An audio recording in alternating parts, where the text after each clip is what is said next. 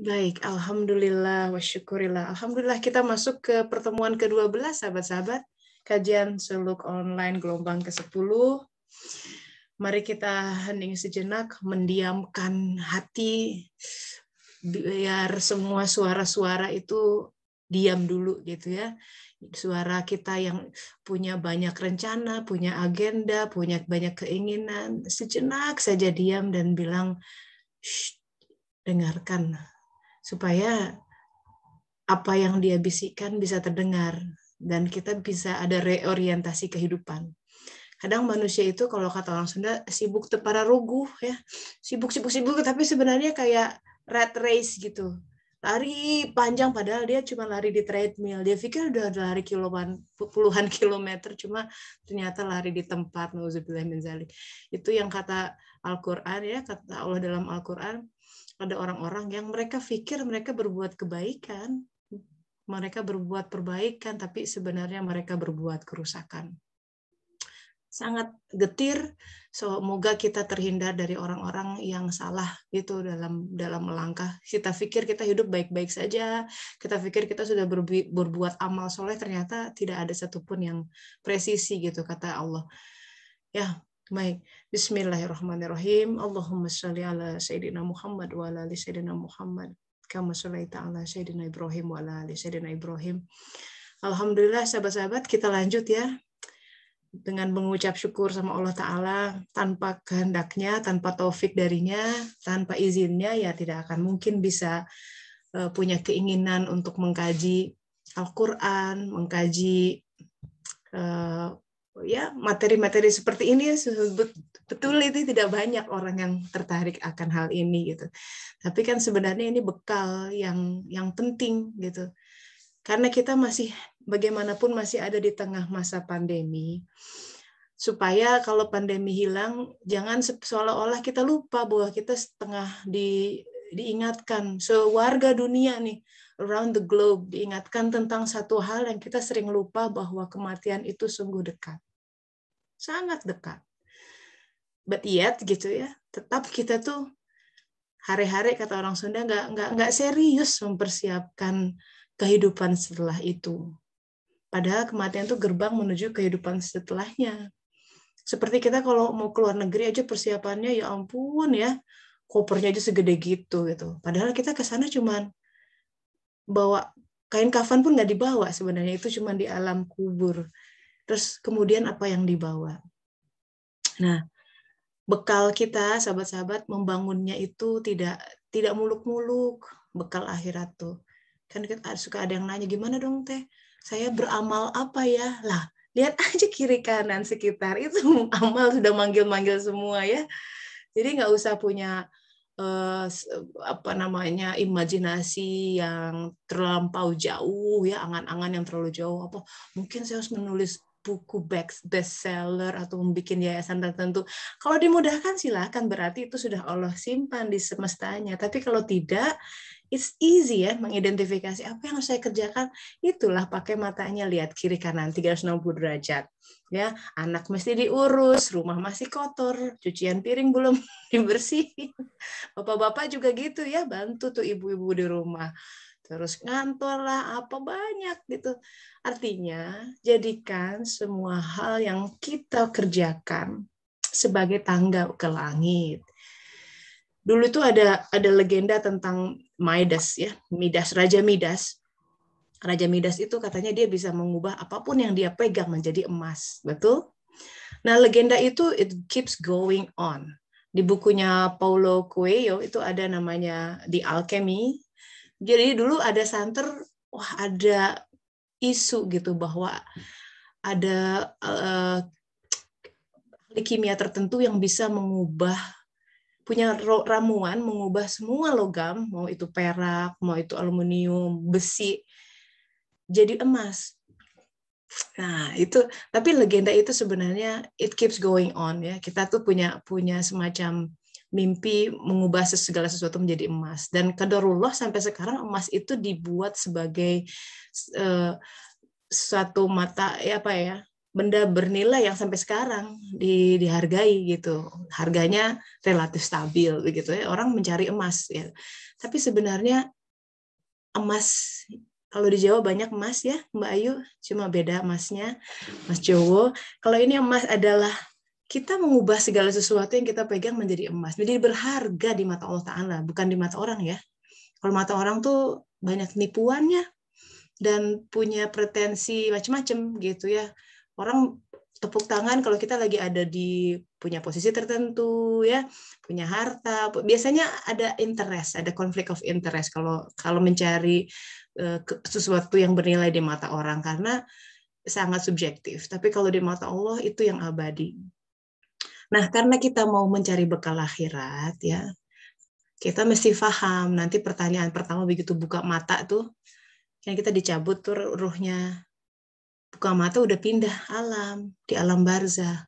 Datang malaikat yang kata salah satu riwayat tuh serem banget gitu penampakannya. Coba ya kita, apalagi orang takutan gitu ya, gimana kita menghadapi masa-masa seperti itu? Bagaimana menghadapi pertanyaan mereka, man robuka gitu. Sekarang kita ngapalin pakai kotretan gitu ya, contekan, ya di sana nggak akan bisa dibawa orang. Semua yang kita hafal, memori itu tersimpan di dalam sel neuron di otak, dan itu akan mati beriringan dengan jasad yang sudah akan dimakan oleh ulat-ulat tanah.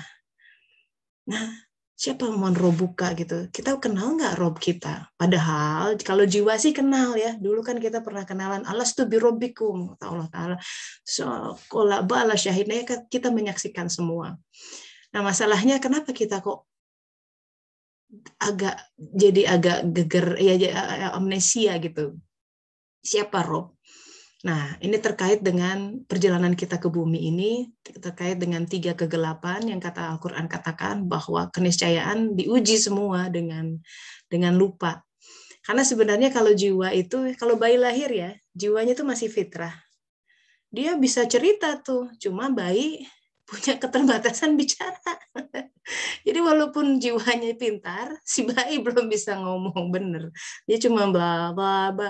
Jadi ada gap antara si jiwanya pintar banget dari masih fresh tuh, masih bau langit gitu ya. Tapi untuk mengkomunikasikan verbalisasi dia masih terbatas karena si anak belum bertumbuh. Nah, dilalahnya begitu anak masuk usia 7 tahun, 8 tahun, anak itu terwarnai oleh orang tuanya, oleh lingkungannya. Itu yang kata hadis Rasulullah, setiap anak terlahir fitrah adalah orang tuanya menjadikan dia begini begitu kan ya. Nah, jadi anak yang tadinya dia punya informasi keren tuh, informasi berharga tentang dirinya, terlupakan. Dia menjadi terwarnai oleh orang tuanya. Yang tadinya nggak sombong, lihat orang tuanya gaya-gayaan gitu, dia jadi ikut-ikutan karena anak cenderung mau meniru gitu apa yang orang tuanya katakan, gaya-gayanya ditiru gitu ya, semua gesturnya, meresponnya ditiru gitu. Jadi semua kita tanpa sadar mencetak si anak menjadi pribadi-pribadi yang sebenarnya bukan dirinya. Dan kita pun begitu, sahabat-sahabat, kita secara tidak sadar tercetak oleh orang tua kita. Yang tadinya fitrah ya hanya mencari Allah, terus tiba-tiba jadi cari jabatan ya karena dengar kiri kanan gitu. Kalau ternyata yang dihargai di bumi ini, di alam ini adalah kalau aku punya ini, aku punya itu terserap tuh.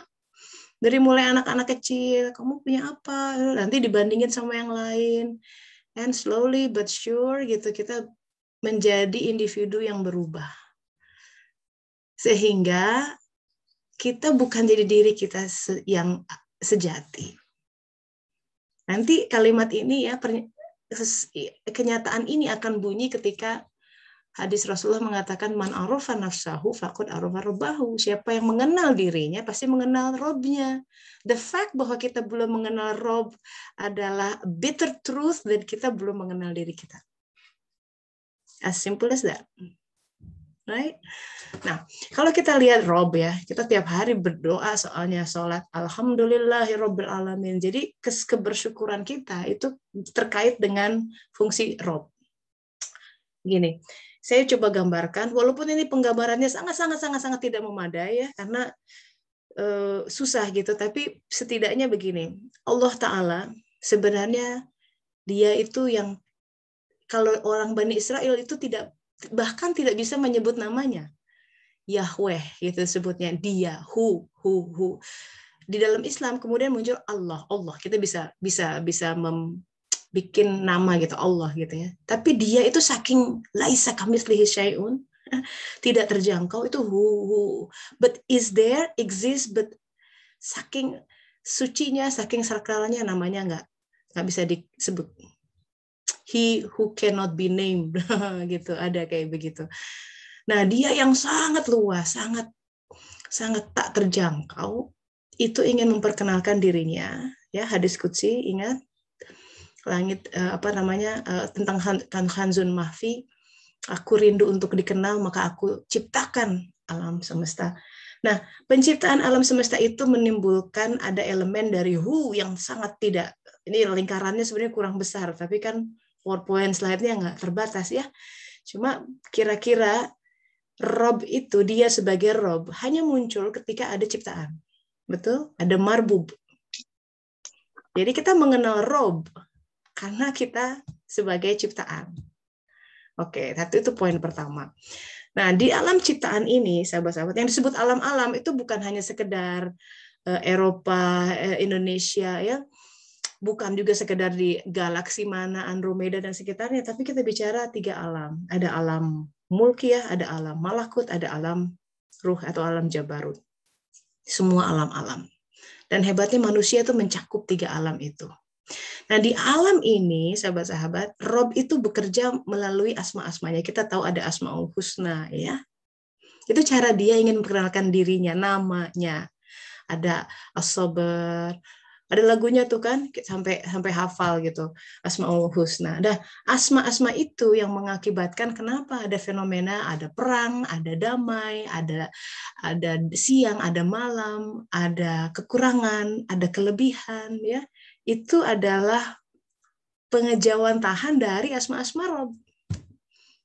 Soalnya kita tidak mungkin mengenal dia sebagai Asy-Syafi yang maha menyembuh kalau tidak pernah ada penyakit di dunia ini, benar nggak? Semuanya sehat, terus asma dia Asy-Syafi nggak bekerja di situ. Karena orang menjadi tidak pernah merasakan dan melihat, ya, dia menyembuhkan. Bisa lewat apapun, bisa secara instan, bisa melalui perantara, tapi dia yang menyembuhkan. Allah yang maha sabar tidak akan terkenali tanpa kita tahu ada peristiwa-peristiwa yang menjengkelkan dan butuh kesabaran. Ada hal-hal tertentu di dunia ini butuh kesabaran. Nah, seperti itu. Juga dia yang maha kaya tidak akan dikenali ketika semua equal, semua punya banyak duit. Jadi tidak ada kesenjangan di situ. So the essence, kita bisa melihat, sahabat-sahabat, dunia ini adalah papan caturnya Allah Ta'ala. Kita harus paham itu ya. Ini bukan milik kita gitu. Jadi kalau kita sompral gitu ya, ingin playing God, pokoknya hidupku harus begini, ya pasti patah. Karena ini dia yang punya. Ini adalah pengejauhan tahan asma-asmanya. Kita sering dengar ya, banyak orang-orang beragama, aku bingung deh katanya, Tuhan tuh katanya Maha Pengasih tuh kok mengizinkan ada peperangan gitu ya. Saya punya orang Belanda tuh, teman dia masuk Islam ya, karena suatu kali pernah ke Turki, lihat ada kumpulan lagi zikir gitu ya, sufi-sufi Mevlevi, wah kayaknya enak banget. Di situ dia tersentuh, pengen deh. But I have a problem, dia bilang, if this God is the same God yang katanya or merciful, compassionate, kenapa dia izinkan ada Auschwitz camp gitu kan? Karena orang tuanya ada yang turunan Yahudi dan salah satunya menderita di Auschwitz camp zaman Nazi dulu. Itu pertanyaan kita sebenarnya, cuma kita tuh nggak berani frontal gitu ya ngomong kenapa kalau gini atau orang Barat tuh apa adanya gitu. Kalau nggak percaya gitu. But the fact bahwa kita agak kesulitan mengkombinasikan katanya Tuhan pengampun ya, kok begini, kok begitu. Nah itu tuh sebenarnya sesuatu yang harus digali tuh sahabat-sahabat. Keraguan-keraguan itu. Terus sebenarnya itu sebenarnya merupakan panggilan dari Allah Ta'ala. Kamu bingung ya, sini mendekat, ini. Let me tell you gitu. So this is what it is all about. Nah itu, jadi selama kita berjalan masih dalam kebingungan, kita kemudian menjadi punya asumsi, dan asumsi itu kadang-kadang salah, karena kalau tidak terbimbing oleh Al-Quranul Karim, tidak dapat hidayah, ya kemudian orang masuk menjadi berpikir sesat gitu. Nauzubillah min dzalik. Nah, kita lanjutkan tentang Rob. Ya, jadi dia muncul karena terciptanya alam-alam. Alam itu tadi ya kita katakan ada 3 alam besar. Representasi masing-masing dari alam ini itu dimiliki oleh manusia. Close to it adalah bangsa jin, tapi kita nggak akan bahas tentang itu. Tapi kita punya ruh yang berasal dari alam Jabarut, kita punya nafs atau jiwa yang dari alam malakut. Si nafs ini yang testify di hadapan Allah Ta'ala di surat Al-A'raf 172. Dan kita punya jasad. Itu kenapa manusia itu ciptaan yang paling komplit. Bahkan malaikat tidak punya jasad, karena dia tidak punya akses kendaraan untuk berkecimpung di dunia ini. Walaupun kadang-kadang dalam riwayat Jibril katakanlah datang ke hadapan Rasulullah menggunakan jasad manusia gitu ya. Tapi in reality dia tidak diberi itu. The fact bahwa manusia diberi jasad itu kemudian melahirkan sebuah konsekuensi bahwa kita punya hawa nafsu dan syahwat. Karena hawa nafsu dan syahwat adalah bentukan ketika jiwa 120 hari masuk ke dalam janin yang masih di rahim ibu, terbentuk itu. Namanya juga hawa nafs. Hawa nafs itu hawanya si nafs. Bukan nafsnya, tapi hawanya. Tapi dia pinter. Jadi hawa nafsu itu ya, seiring kita belajar agama, makin pinter dia bikin justifikasi. Ini kan ayatnya ini, hadisnya ini, gitu ya. Gitu. Bahkan ada seorang homoseksual gitu ya, dia bisa bikin buku Al-Qur'annya begini. Wah, tuh bisa begitu. Ya, hawa nafsu tuh. Jadi ya, karena kalau Al-Qur'an bilang hawa nafsu cenderung menyesatkan. Karena dia elemen yang tidak mengenal Tuhannya. Ingat, kepada nafs lah, jiwa kita harus berjalan. Ya, kajian suluk ini mencoba menelisik terus ke dalamnya lewat berbagai exercise dalam kehidupan yang sebenarnya so practical. Every day kita terpapar oleh berbagai simulasi dari Allah Ta'ala. Karena setiap hari kita ada dalam kurikulum pendidikan ilahiyah. Sadar atau tidak sadar, kita sedang dididik untuk menumbuhkan nafs kita, untuk menumbuhkan jiwa kita, karena akal jiwa itu harus tumbuh. Kenapa? Supaya bisa baca. Kan ayat pertama, Iqra bismi rabbikal ladzi khalaq. Lah kalau nggak bisa baca, itu berarti akalnya belum tumbuh. Ya kan? Sekarang gini, buat anak bayi, itu huruf-huruf abjad itu nggak bisa dibaca. Benar? Belum belajar baca. And there are 2 different things, bisa belajar baca and know the meaning. Benar nggak? Kadang-kadang anak saya nyebut aja bisa, kan Mbak Bayu ya baca koran Belanda bisa baca, ngerti nggak lo? Enggak. Bisa gitu, bisa baca, that's one step, ngerti the other step, melaksanakannya that's another step. Gitu. Ya jadi panjang memang ini, tapi this is a journey that worth to try. Ya masih tentang mengenal Rob ya. Jadi ketika kita mau mengenal nafs, kan gitu. Kita tuh pengen bisa jawab pertanyaan malaikat nanti kan, man robbuka. Tapi kata Rasulullah, kamu tuh nggak bisa kenal Rob kamu kecuali kamu belum mengenal dirimu sendiri. Man arofa nafsahu faqad arofa robbahu. Sebarang siapa mengenal nafsnya, otomatis dia kenal Robnya. And what is nafs? Nah, kata Al-Ghazali begini masalahnya. Nafs itu sulit dikenal. Kenali dulu deh kolb. Waduh, apa juga nih kolb? Ada tuh lagunya Titi DJ, apa sih? Bahasa kolbu. Bahasa kolbu. Nah, itu apa itu kolb?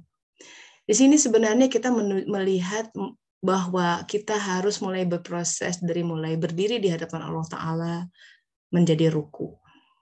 Di dalam Al-Quran banyak dikatakan, Di Al-Baqarah misalkan ya, nanti kita lihat. Ruku itu proses ketika si rasio nih yang kita agung-agungkan mulai disejajarkan dengan hati.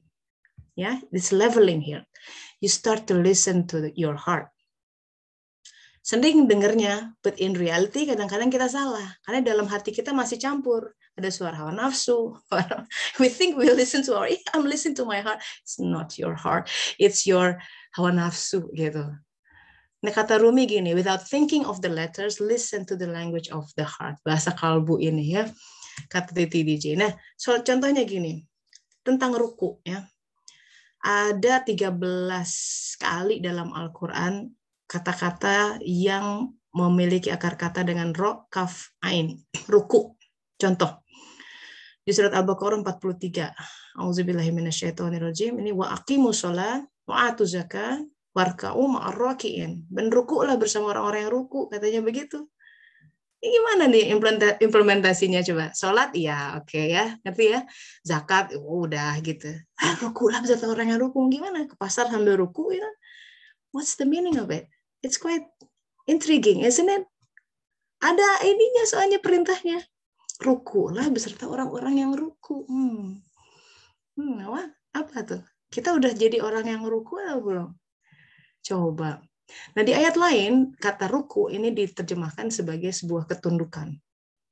Al-Maidah ayat 55. Sesungguhnya penolongmu hanyalah Allah, Rasulnya, dan orang-orang yang beriman, yang melaksanakan sholat dan menunaikan zakat, seraya tunduk. Jadi itu kalau kita mau memilih teman-teman yang membawa kita ke akhirat, cari itu yang ini masuk kategori begini. Iman, sholat, zakat, dan roki'un. Tunduk lagi. Apa ini? Coba kita lihat satu lagi ya. Wahai orang-orang yang beriman, rukuklah, sujudlah, dan sembahlah Tuhanmu, dan berbuatlah kebaikan agar kamu beruntung. Biasanya ya dalam ayat Al-Quran, kalau dia ada sequence, urutan, ini benar-benar ada sebuah misteri, as a clue gitu. Jadi dari ruku, itu tentu tahapan berikutnya sujud, berarti untuk bisa beribadah, menjadi abid, itu harus melewati tahap ruku dan sujud. Nah, dari situ kebaikan kita akan teridentifikasi dan kita jadi orang-orang yang beruntung, begitu. Di dalam surat Al-Baqarah, sahabat-sahabat, definisi orang beruntung itu apa? Bukan orang yang dapat lotre, poskode lotre 1 miliar misalkan ya. Orang beruntung itu dikatakan orang yang tetap mendapat petunjuk gitu. Senantiasa diliputi oleh petunjuk. Jadi hidupnya nggak salah. Karena yang tadi itu ngeri ya, kita merasa kita berbuat kebaikan, berbuat prestasi, berbuat hal yang keren gitu, tapi di hadapan Allah nggak kebaca, itu nggak diterima. Sedih nggak?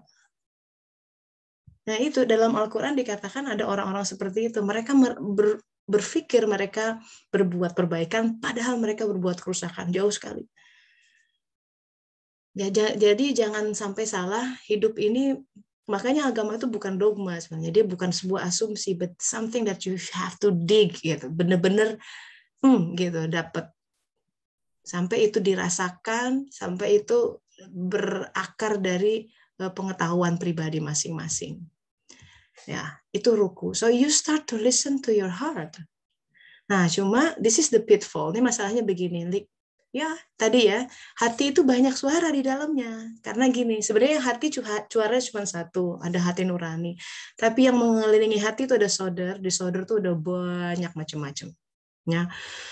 Sodar itu terbanyak timbunan apa yang kita lihat melalui indera kita. Apa yang kita baca, apa yang kita dengar, dari mulai kecil. Makanya kalau mau nge-brainwash anak ya, itu kan orang-orang iklan advertensi tahu betul. Kalau ada iklan dia sebutin berulang kali. Saya kadang-kadang mendengungkan apa menyanyikan suatu lagu yang sebenarnya saya nggak suka, tapi karena itu sering terdengar jadi sering ya suka gitu nggak? Benar nggak? Terus ada iklan tuh di Indonesia sampai 5 kali sebutnya. Permen ini, permen ini 5 kali. Nggak suka, tapi karena sering, keluar, and we unconsciously begitu pergi ke supermarket, ambil permen itu. Itu ngeri itu. Itu namanya rekayasa, itu brainwash, ada itu seperti itu. Orang-orang marketing jago lah itu ya. Makanya Karena korban-korban semua nih ibu-ibu kalau ke supermarket ada ilmunya. Kenapa barang-barang ditaruh di level di situ, wanginya begitu. Saya dengar tuh di Marina Bay Sands ya di Singapura ada kasino besar. Ada teman di sana dia bilang, yuk masuk kasino itu dia punya wangian tertentu di ruangan itu. Dan pasang musik tertentu, pokoknya agar orang ngeluarin duit terus. Bisa direkayasa seperti itu orang ya. Masya Allah, ada hotel tertentu, restoran tertentu yang dia pakai supaya jadi semua senses itu diekstasi gitu, supaya ya bisa manipulasi orang itu.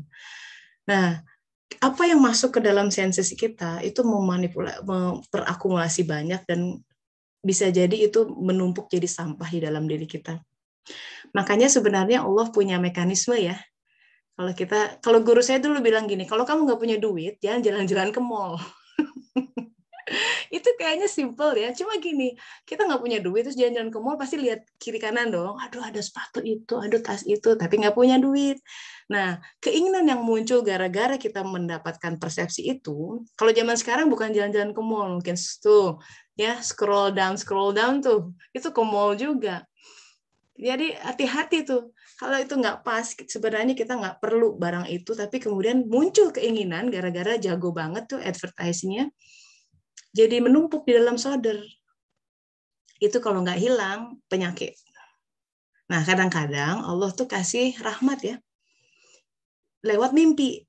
Mimpi itu pembuangan tuh, sahabat-sahabat. Pembuangan apa-apa yang ada di ruang solder kita. Nah, jadi lucu gini, kita kadang gini ya, mimpi itu kadang-kadang suka aneh ya, kadang-kadang nggak nyambung gitu, tapi ada ceritanya, tapi tiba-tiba ketemu di mana, nah gitu. Ini begini, mimpi ya. Psikolog yang mendalami itu tuh Carl Gustav Jung. Beliau bikin banyak buku bagus tentang mimpi, on dreams and interpretation katanya. Jadi mimpi itu membuang sampah. Ada 3 hal. Kalau kata hadis kan mimpi itu bisa dari Allah, mimpi yang baik, bisa mimpi pembuangan itu tadi ya yang ngelihat ngelihat apa terus pengen, tapi sebenarnya tidak boleh. Itu tersimpan tuh di situ, harus dibersihin kalau kurang istighfarnya. Makanya kita mesti banyak-banyak istighfar. Kalau orang nggak mimpi itu bisa gila soalnya. Jadi mimpi dia dibuang. Nah ini yang menarik, semua informasi itu ada menjejak di dalam solder dan kemudian dimunculkan menjadi jalinan cerita di dalam mimpi. When we're asleep, if we feel like kita hidup ya di situ, kayaknya nyata gitu. Ketika kita bangun, kita baru sadar bahwa itu mimpi. Itu kerjanya ruh, sahabat-sahabat. Jadi elemen ruh dalam diri kita, karena ruh itu bersifat menghidupkan. Dia punya informasi, dia punya keping-keping informasi. Kayak gini lah, kita dulu pernah simulasi kan gini waktu SD.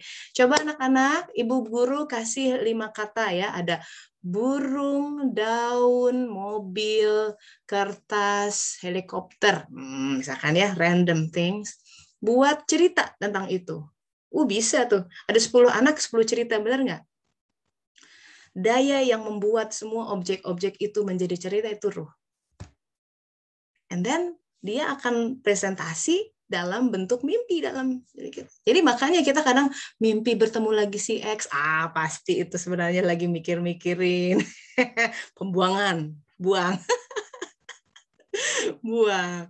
Mimpi ketemu ini itu, berarti belum move on ya. Kadang-kadang begitu. Jadi sebenarnya bagus tuh untuk membuat jurnal mimpi. Jadi kadang kita nggak ngeh ya bahwa kita tuh unconsciously masih berpikir tentang sesuatu yang sebenarnya udah ya bener nggak? Itu kadang muncul lagi gitu. Atau kadang kalau saya mimpi tentang teman SMA udah lama nggak ketemu, kok tiba-tiba ya nggak tahu out of the blue, udahlah doain aja gitu. Barangkali dia butuh doa. Kadang-kadang suka gitu, suka bener gitu. Dia lagi ada kejadian apa ternyata kalau saya lagi say hi. Nah itu menariknya alam mimpi. Kok jadi kesini ya? Oke, tadi tuh kita bicara ruku, sholat. Wait, let's go back. Nah, karena Ini dalam upaya mengenal Rob kembali ya. Yes. Oh ya, tentang ruku itu kita mulai harus mengenal kolb tadi kan, katanya di situ. Karena mengenal jiwa itu susah, mulailah mengenal kolb, hati itu bagaimana gitu. Nah, cuma begini, ketika kita minggu lalu bicara tentang alastu birabbikum, tentang siapa Rob, itu akan berkaitan, daya kita mengenal sesuatu itu akan berkaitan dengan cahaya yang ada di dalam hati, betul? Karena kalau gelap, walaupun matanya sehat, dia tidak bisa melihat objek-objek di dalam dunia ini, apalagi dalam hatinya. Kalau hatinya gelap, ya, tidak pernah zikir, tidak pernah sholat, nggak pernah wudhu, nggak pernah sabar, marah-marah terus, ya kolb menjadi tidak terbaca. Dayanya yang luar biasa, yang dan spektakuler itu tidak menjadi terasakan.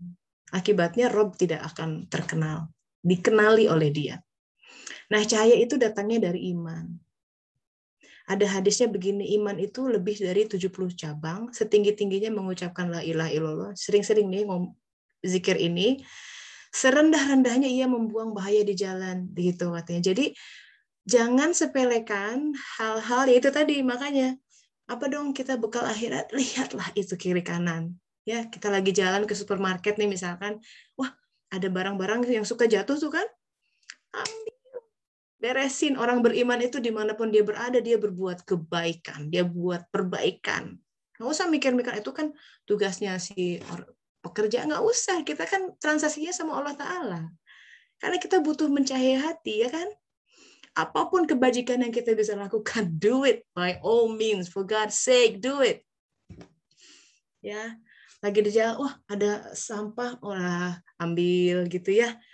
Ada apa yang jatuh, pokoknya ada yang tidak beres, ada yang tidak pada tempatnya, kerjakan dengan niat lillahi ta'ala.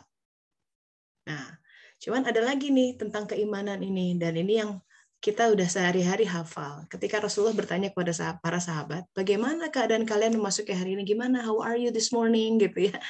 Mereka menjawab, oh kami berada dalam keadaan beriman pada Allah. Wow, it's a bold statement. Wow, apa tanda-tanda keimanan? Mereka jawab, pertama, kami sabar terhadap musibah atau cobaan yang datang dari Allah. Kedua, kami bersyukur atas nikmat kelapangan.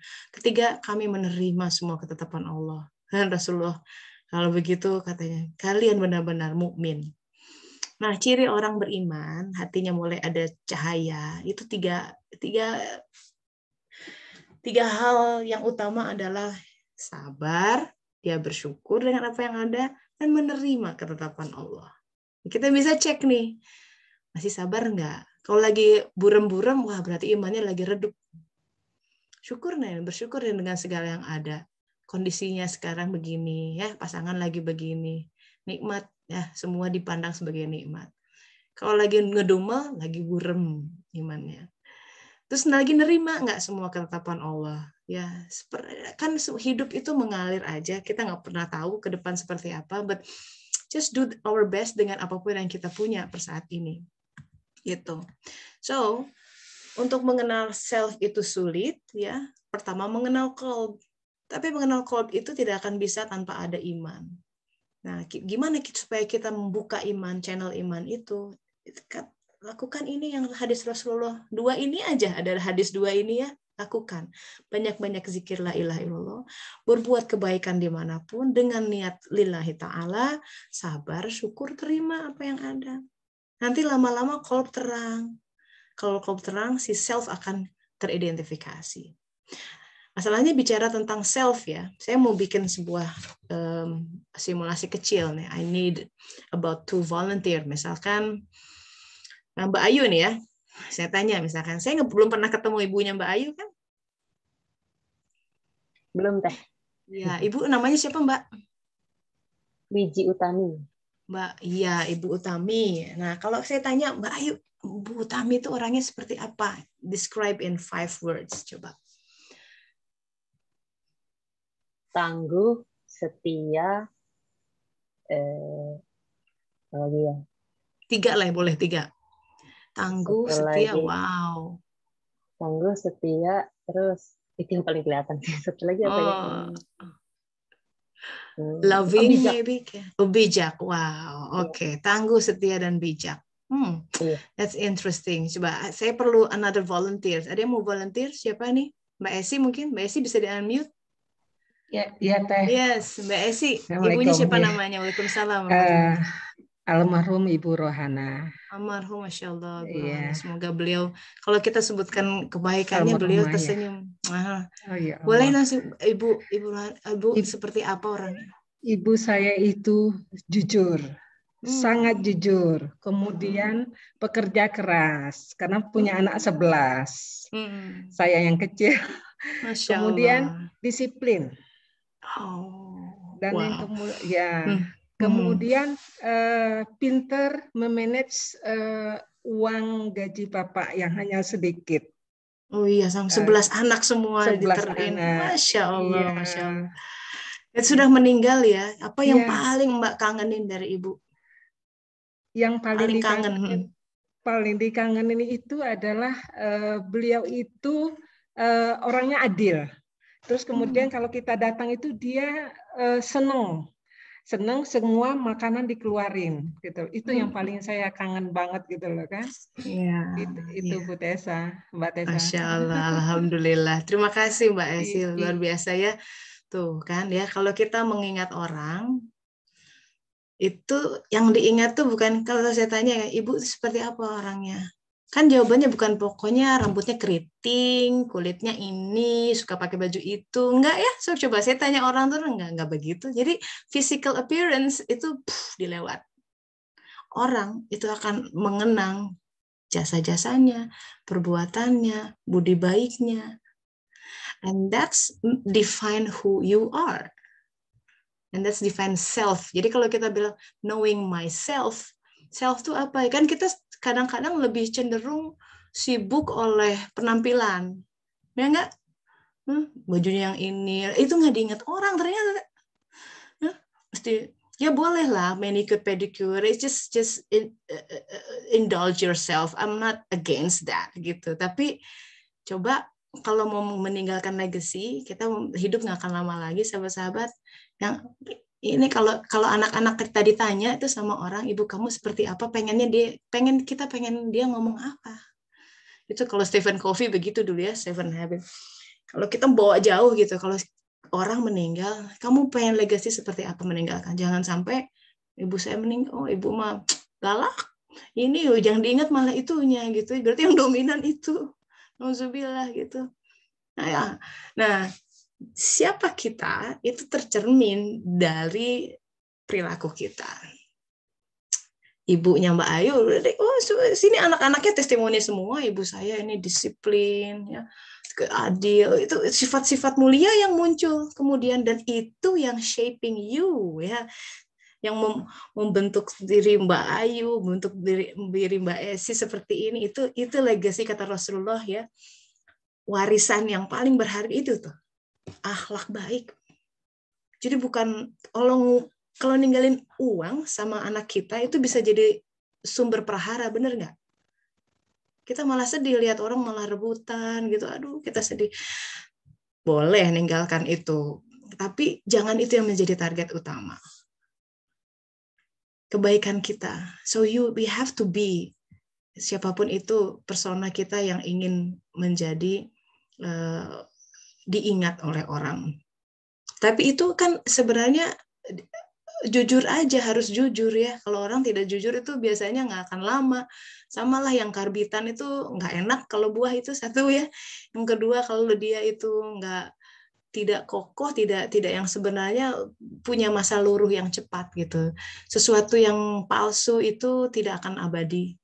Nah, padahal kita ingin menjadi abadi. Apa yang kita bawa adalah diri kita sendiri. Nah, maka kita harus banyak tafakur, sahabat-sahabat. Harus sering-sering nanya, ya Allah, saya ini siapa? Untuk apa saya ada di sini? Tolong ajarkan gitu. Nah, kalau tidak ada pertanyaan seperti itu, kalau tidak kita nggak concern dengan saya itu harusnya ngapain, nggak akan ditunjukin. Karena percuma ditunjukin juga nggak ada keinginan untuk tahu gitu. Kita masih ada waktu sebelum malaikat maut datang. Make sure kita betul-betul melaksanakan apa yang Dia ingin kita lakukan. And that's one of the biggest challenge in life. Ya. Oke, kita sudah masuk ke slide terakhir. Sebentar, saya tutup sama Rumi. Nah, karena kita bicara masalah ujian, ya, kalau iman itu orang beriman pasti lekat sama ujian. Kenapa? Ujian itu yang membersihkan dia. Karena Allah tuh ingin dia bersih, gitu ya. Orang beriman tuh meleng dikit, langsung di kisos. Ya, kayak di Mekah tuh di tanah suci, mikir nggak bener dikit, langsung kena itu. Segitunya, karena Allah ingin orang balik ke sana, ke alam barzah setidaknya sudah bersih. Karena alam barzah itu apa yang orang alami di situ adalah alam surga awal kalau dia masuk surga, atau dia neraka awal. Ya. Jadi kayak begini, kata Rumi, whenever you are alone, remind yourself that God has sent everyone else away, so there's only you and Him. Kadang dalam kehidupan itu kita dilucuti, ya. Tadinya punya pekerjaan ini, karir ini, dilucuti. Pasangan ini, ya, kadang kita dilucuti sedemikian rupa agar hanya kita sama dia yang ada. Dan Allah Maha tahu, ya, apa objek-objek di dalam hati kita yang menghalangi antara diri kita dengan dia. And that exactly the hot button-nya diserbunya di situ. Karena apa yang mudah bagi satu orang berat buat yang lain, mungkin nggak sama gitu ya. Ujiannya tuh berbeda-beda. Ada yang diuji di anak, ada yang diuji di pasangan, mantan, ya, macam-macam. And whatever it is, gitu sebenarnya suatu panggilan dari Allah Ta'ala ketika segala sesuatu disingkirkan, atau Al-Quran mengatakan tentang periode pengeringan, itu adalah I want just to be with you, gitu, pengen ngedate berdua gitu. So everything is beautiful. Now, we come to the sharing session. Silahkan. Ada pertanyaan nih. Waalaikumsalam. Apakah lingkungan kita punya andil besar mempengaruhi hawa nafsu dalam memilih keputusan? Ya, betul. Itu punya andil yang besar gitu. Makanya hati-hati, kan Rasulullah suka bilang begitu. Hati-hati berteman, ya. Berteman dengan pandai besi kena apinya. Berteman dengan tukang parfum, ya, minyak wangi, jadi kita kena wanginya. Itu simbol sekali tuh. Besi itu api, sesuatu yang panas, ya kan, bawaan neraka tuh. Jadi kalau kita berteman sama orang yang sering gibah, ya, ngomongin jelek kan ya orang lain, hati-hati tuh, kamu kena panasnya. Karena bagaimanapun juga orang kayak gitu jauhin aja deh. Make any excuse not to be. Karena sebelum dia berubah, karena kita masih harus gini ya, harus memilih cara orang bertaubat. Cirinya itu salah satunya adalah kadang harus mengubah pertemanan, karena itu sangat mempengaruhi gitu. Yes, anyone wants to share? Silakan, it's a sharing session.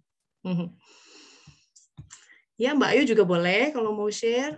Monggo, co-host. Ya, silakan. Uyos, si Salin, ada teman saya. Kamu lagi di mana nih?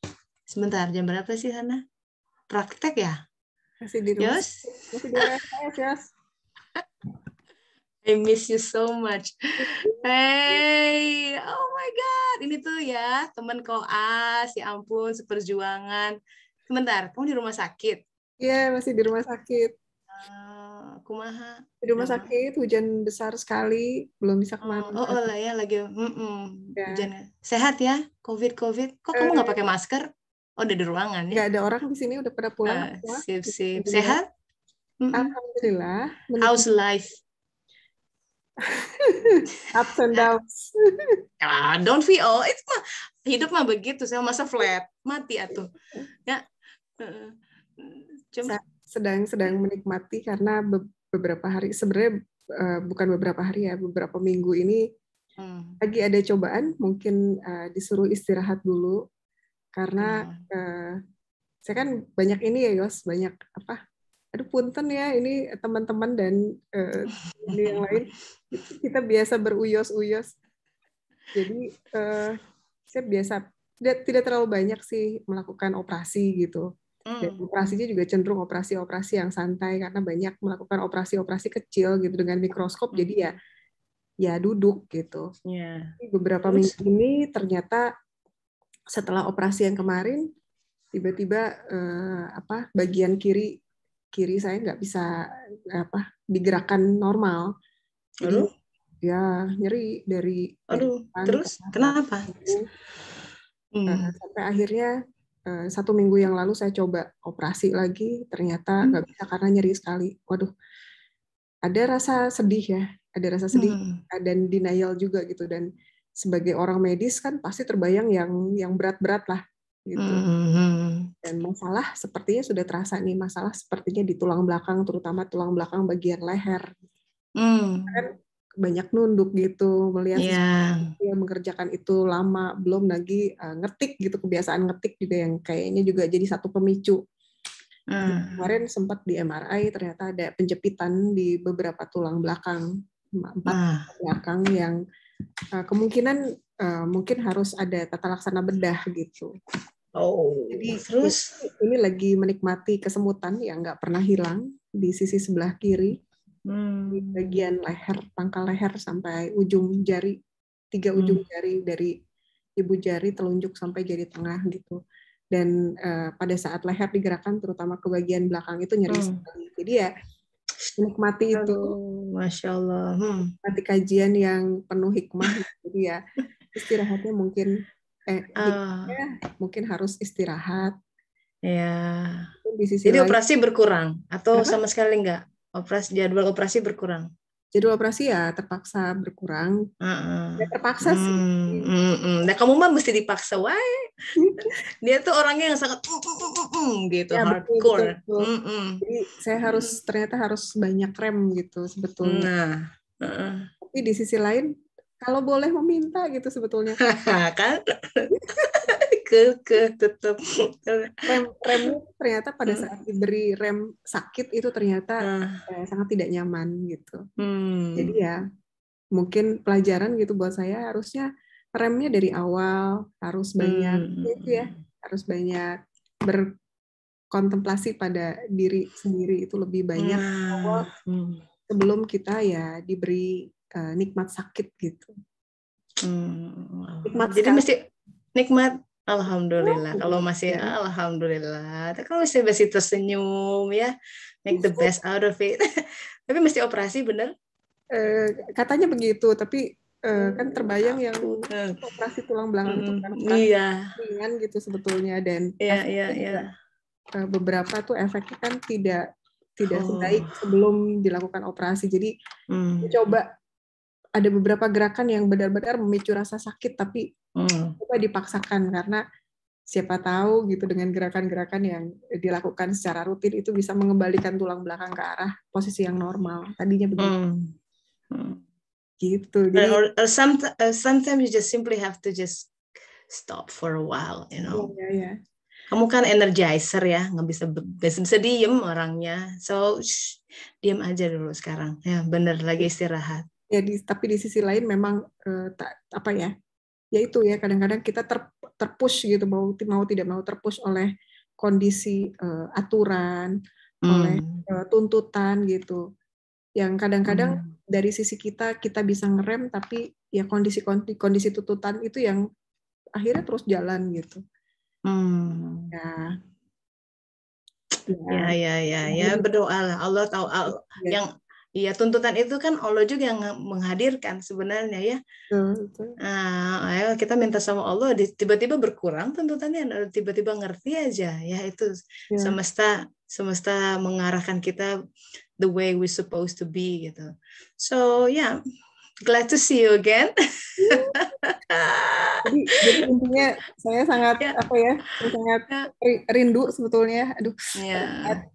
Bicara mengenai rindu itu terutama ya bisa melihat Yos di kajian itu merupakan satu hal yang nikmat luar biasa buat saya. Wow, my honor. Pas saya tuh selalu mimpi ini kalau saya ke Indonesia saya nggak bilang sama dia, tahu-tahu di tempat praktek bilang tuh sama susternya ada kiriman. So that's how ya. So that's wonderful friendship. Friendships are for forever ya. So I wish you well, Uyo. Semoga sembuh ya ininya. Mumpung kita ada sama-sama di sini juga, teman-teman kita ada yang sakit nih di sini ya. Ada beberapa juga Teh Yen. Sehat ya. Mbak Tutut kemarin yang sakit ya. Mbak Tutut juga sakit ya, semua. Saya juga sakit sih kalau mau ini, cuma kan ya ringan lah itu mah. Jadi kan memang masuk usia 40 tuh semua serba kerasa ya. Ya Allah. Semua tuh serba kerasa. Yang dulu tuh nggak kerasa, coba gampang masuk angin. Kemarin minggu lalu gara-gara si Rumi sakit, aku sakitnya, batuknya sampai sekarang gitu. Terus ada ini pulsatile tinnitus. Ya. Jadi aku ngedengerin detak jantungku sendiri nih, gitu ya. So, kadang-kadang. Tapi masalah jantung yang waktu itu nggak masalah kan ya? Nggak ada masalah gitu. Cuma kadang-kadang tua aja mungkin. So itu tadi ya, kita harus ngerem. Jadi masuk usia 40 tuh harus jangan kayak, nggak bisa kayak dulu lagi semua diterima, semua dikejar, ambruk. Ya ternyata secara fitrah mungkin ya, secara fitrah masih ada di sisi diri kita atau pemikiran kita yang tidak sinkron dengan apa? Dengan tubuh gitu ya. Yes, ya. Memang yang namanya, kalau saya balik lagi ke masalah saya gitu, yang namanya tulang belakang itu kan kalau manusia itu katanya terdiri dari dua inti utama yang menjadikan manusia itu kuat gitu, melebihi makhluk yang lain karena memiliki akal dan tulang belakang gitu. Jadi akal untuk mental dan tulang belakang itu untuk fisik, betul, karena semua tulang belakang dari pangkal sampai ke ujung gitu kan, semua pusat persyaratan. Iya. Dan dari situ, betul. Nah, jadi ya posisi memang harus menentukan baik. Bedanya dengan binatang juga tangguh-tangguh karena memang memiliki tulang belakang yang baik. Tapi beda dengan kita punya akal gitu. Binatang ya akalnya nggak ada. Jadi ya memang harus mengisi. Kadang-kadang itu nggak sinkron. Akal masih banyak gitu tuntutan, banyak yang ingin dikerjakan. Tapi ternyata fisik lebih duluan turun gitu daripada itu. Ya, sinkronisasi itu benar. Jadi harus ada sesuatu yang harmoni ya di antara benar dan fisik gitu. Iya, jadi sakit tuh kadang ada yang tidak balance ya. Ya. Kita terlalu di satu sisi terlalu banget gitu. Nah, dibikin sakit karena untuk menunjukkan, kamu lagi nggak balance gitu. Nggak balance. So, itu adalah penyeimbang hidup saya sebetulnya. Ya. We balance each other gitu. Thank you for sharing ya. Just keep in contact. Oke, thank you Dr. Sali Mahdiani ya. Yang di Bandung kalau perlu konsul masalah THT. Silahkan ke Ibu Sali ya, bager ini dokternya. Silahkan, thank you Sal. Ikut sapa yang lain dulu ya. Semua ya, salam. Waalaikumsalam warahmatullahi wabarakatuh. Silahkan atuh yang lain, silahkan. Ada Mbak Dia, Mbak Erna, ada yang mau sharing nih tentang kita ini mengenal Rob itu ya. Bener nggak sih udah kita kenal siapa dia? Mengenal diri juga itu tidak mudah, sahabat-sahabat. Kenali dulu Kolb, nanti baru nafs ketahuan. Tapi Kolb tidak akan bisa dikenali, nggak ada cahaya di dalam hatinya, gelap. Gitu. Itu fungsinya nur iman. Segimana kita bisa mengaktifasi iman? Ya berbuat baik sebanyak-banyaknya. Ini ada yang raise hand ya, Teh Yenian mangga. Ya, assalamualaikum. Kedengeran jelas Teh? Ya, jelas. Silakan. Alhamdulillah. Masih seputaran masalah sakit ya, karena sama sedang kondisinya sakit. Waktu dirawat yang kemarin cuma sehari itu ada pengalaman pengajaran dari Allah yang luar biasa. Gitu. Jadi kan sebelumnya sudah dirawat yang pertama gitu kan. Nah yang kemarin itu nyambung sama yang pembukaan dari Tetesa tadi, bahwa kita tuh bekal apa sih sebenarnya untuk apa namanya, untuk meninggal nanti dibawa ke alam selanjutnya gitu. Nah, saya rasakan betul kan itu kan mau anestesi total ya, dirawat itu. Nah, sebelum masuk ruangan, sebelum tindakan itu sehari sebelumnya itu dikasih produk untuk pencuci perut karena usus yang mau dicek. Jadi itu semalaman bolak-balik ke rumah ke toilet untuk dibersihkan gitu kan. Iya. Nah, itu jadi simbol permintaan saya ke Allah gitu kan. Sebelum ajal didatangkan saya minta dibersihkan sebersih-bersihnya gitu kan. Itu yang Allah ajarkan ke saya gitu. Oh, begini. Jadi betul-betul kosong kata susternya. Kalau misalnya begitu ke toilet, cairan yang keluar belum sebening air, itu produk apa namanya, pencuci perutnya akan terus kita kasih gitu. Biasanya kan hanya dikasih 4 liter. Rata-rata untuk pasien apa namanya sampai kondisi bersih ususnya itu. Nah, alhamdulillah 3,5 liter lah saya udah bisa. Mules ya. Oh iya. Ya. Sampai pokoknya yang keluar tuh kayak pipis aja gitu, bening gitu. Nah, itu yang pertama. Terus pas masuk ke ruang tindakan itu kan disuruh mandi, ganti baju segala macam, baju untuk masuk ke ruangan bedah gitu. Kemudian susternya saya udah pegang-pegang kunci loker tuh. Nggak boleh bawa apa-apa katanya. Kunci loker pun harus dititipkan ke kami gitu. Oh iya, another symbol bahwa memang setelah dibersihkan kita tuh benar-benar nggak bawa apa-apa gitu. Jadi hanya bisa menyerahkan diri sepenuhnya ke orang yang apa namanya akan men-take care kita selama tindakan gitu kan. Nah, terus ternyata di depan ruangan itu masih ada orang yang melakukan tindakan hal yang sama. Jadi saya harus nunggu di depan ruangan itu sekitar 1,5 jam. 1,5 jam tanpa handphone, tanpa apa-apa gitu ya. Jadinya ngahulang kan waktu untuk bertahap. Bien sûr, tu peux aider Tata Naila, il connaît comment faire chérie. Merci mon cœur, je t'aime. Interupsi. Nah itu di situ saya teringatkan di salah satu kajian suluk pernah ada yang bertanya itu rasanya seperti apa sebelum meninggal gitu. Terus teteh bilang kayak mau tidur aja gitu kan. Rasanya kayak mau tidur gitu. Jadi saya coba zikir la ilaha illallah, terus saya minta ke Allah, ya Allah kalau masih ada Tuhan di hati saya selain Engkau tolong hilangkan gitu. Terus sampai segitu sampai masuk ruangan, akhirnya masuk ruangan. Terus kata saya, alhamdulillah semua karena saya pernah masuk ke ruangan itu untuk cek kondisi lambung dan esofagus masih ada yang ingat sama saya gitu. Jadinya menenangkan gitu, menenangkan. It's okay, we are going to take care of you. Hal-hal yang menenangkan gitulah. Terus produknya akan kita masukkan sekarang ya Bu. Jadi beberapa saat lagi akan tertidur gitu. Di situ tenang aja gitu, Allah kasih ketenangan gitu. Terus aja berzikir gitu. Alhamdulillah nggak ingat apa-apa teh. Terus kayaknya rasanya hanya 5 menit gitu. Padahal kan itu prosesnya sampai monitoring itu sekitar 2 jam ya. Proses dan monitoring saya dibangunkan itu sampai bangun kembali itu prosesnya sekitar 2 jaman.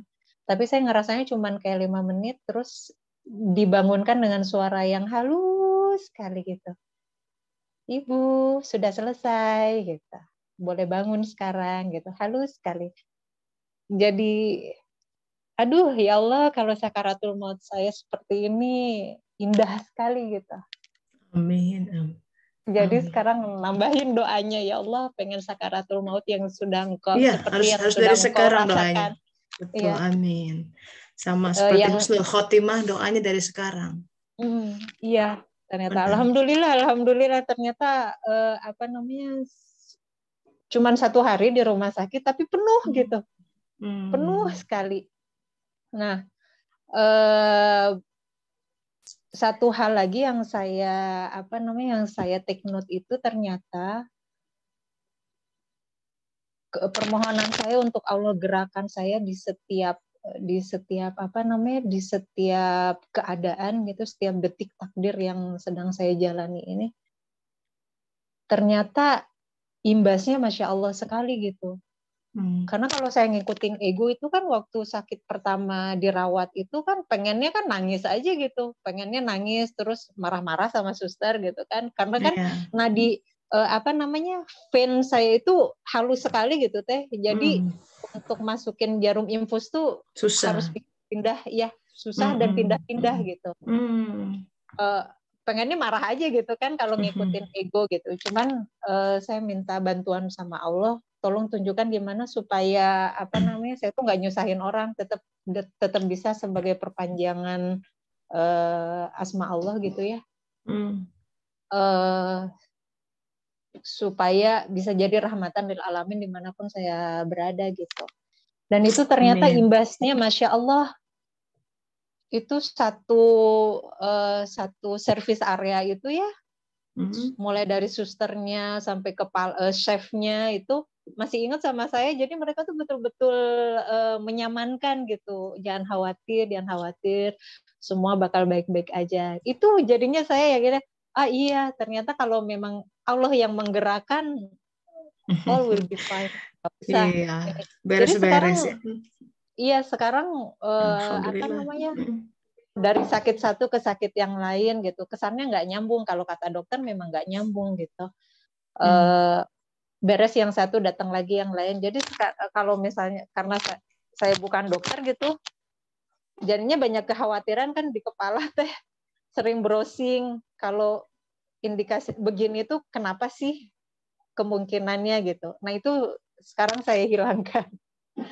Pokoknya diterima aja dulu, alhamdulillah. Oh iya sekarang sakit di sini, alhamdulillah gitu. Dan ini juga pelajaran dari Allah juga gitu ya.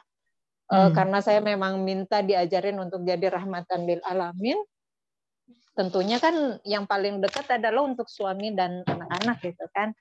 Nah, karena speed kehidupan di rumah itu sangat cepat, jadi saya tuh ngerasa Allah tuh mengirimkan ke rumah sakit yang speed kehidupannya tuh lebih slow motion untuk belajar gimana sih ini yang kamu minta untuk jadi rahmatan lil alamin, gini loh caranya. Banyak merenung, banyak memikirkan apakah perlakuan kepada sekitar yang didatangkan oleh Allah gitu. Saya tuh kadang kalau ngelihat orang dari jauh gitu ya teh, di koridor rumah sakit gitu, ada suster yang mau lewat di depan saya langsung mikir, ya Allah, kalau saya sapa beliau ini, apakah engkau akan senang gitu? Karena kan ada certain orang atau suster atau apapun pegawai di rumah sakit yang sedang terburu-buru dan memang nggak suka kalau disapa gitu teh. Jadi betul-betul di-consider gitu. Nah itu yang harus saya latih di rumah gitu teh. Jadi sekarang sama anak-anak, kalau anak-anak minta sesuatu gitu ya, nggak cuman lah baik, tapi saya pause dulu. Ya Allah, kalau saya iyain, kau akan senang nggak? Gitu. Kadang-kadang anak nanya, what are you doing? Jawab pertanyaan aja lama banget ya. Ya saya jelaskan sebisanya. I'm thinking apakah Allah akan senang kalau kayak misalnya Aisyah kemarin bilang, aku mau bantu dong masukin tomat ke wajan kayak gitu. Terus saya diam dulu sejenak. Kok lama sekali jawabnya, katanya. Iya, lagi nanya dulu sama Allah. Kira-kira Allah seneng nggak? Kira-kira itu bahaya nggak untuk kamu gitu? And I don't think it's not dangerous for you, so I will let you to put the tomat di wajan gitu kan. Ya itu yang hal-hal yang Allah ajarkan ternyata untuk alhamdulillah. Yaitu ya indah ya. Semoga bisa menjadi rahmatan lil alamin, nggak cuman untuk di luar, tapi terutama kan yang paling penting untuk anak-anak dan suami gitu ya, semesta yang paling dekat. Itu aja teh yang mau di-sharing. Atur nuhun. Ya, dan semesta diri ya, kita nggak bisa merahmati luar kalau diri kita masih merana. Bener nggak? Because we cannot give something that we don't have. Kalau tidak ada cinta dalam diri kita, nggak bisa kita memberikan cinta keluar. Kalau kita nggak bahagia, kita nggak bisa membahagiakan orang lain. Saya ini kadang-kadang tahapan yang kita sering lompat gitu ya, apalagi mama. So kita tuh so intense taking care of each other, kita lupa taking care of ourselves gitu. You have to take care of yourself. Leos, you have to take care of yourself. Just skip all that surgery for a while. So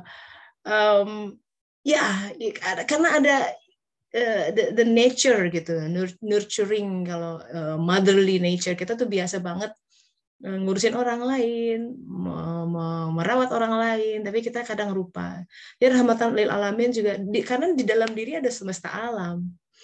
Ya, hawa nafsu dan syahwat kita harus dirahmati, bukan dibunuh ya. Hawa nafsu itu dia harus diberi tempatnya, karena hawa nafsu dan syahwat itu berfungsi sebagai roket untuk pesawat ulang-alik tuh, Challenger tuh, untuk keluar dari orbit gravitasi bumi, dia harus melesat gitu.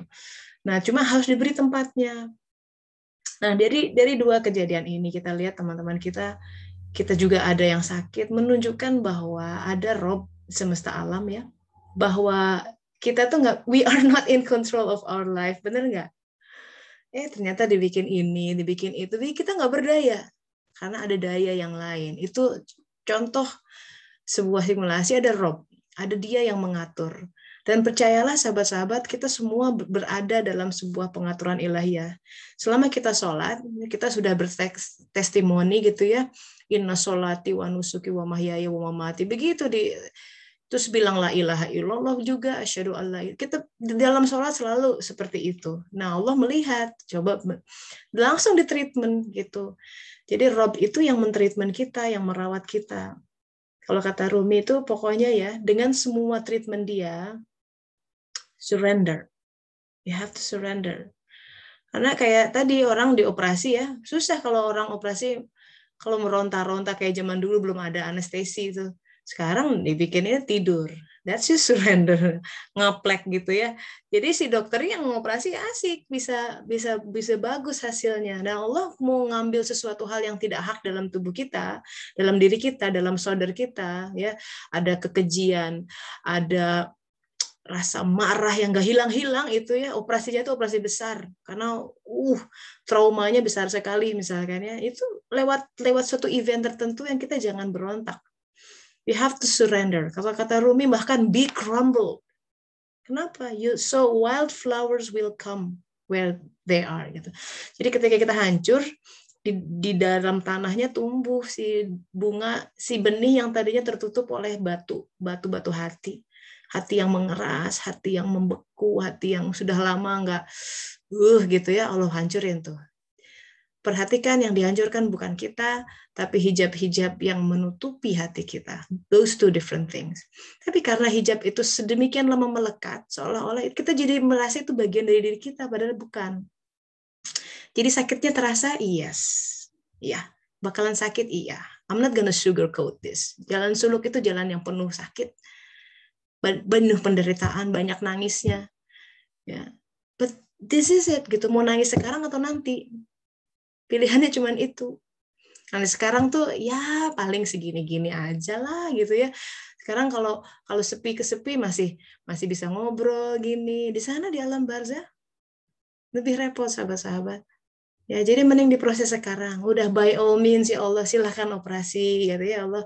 Sambil kita berzikir ya supaya dengan lembut, dengan kelembutanmu begitu. Karena Allah kan tahu kadar kita ya. Dia percaya deh, nggak akan dia menimpakan sesuatu yang di luar kapasitas kita, nggak mungkin. karena dia tidak akan mungkin menzolimi kita, sahabat-sahabat.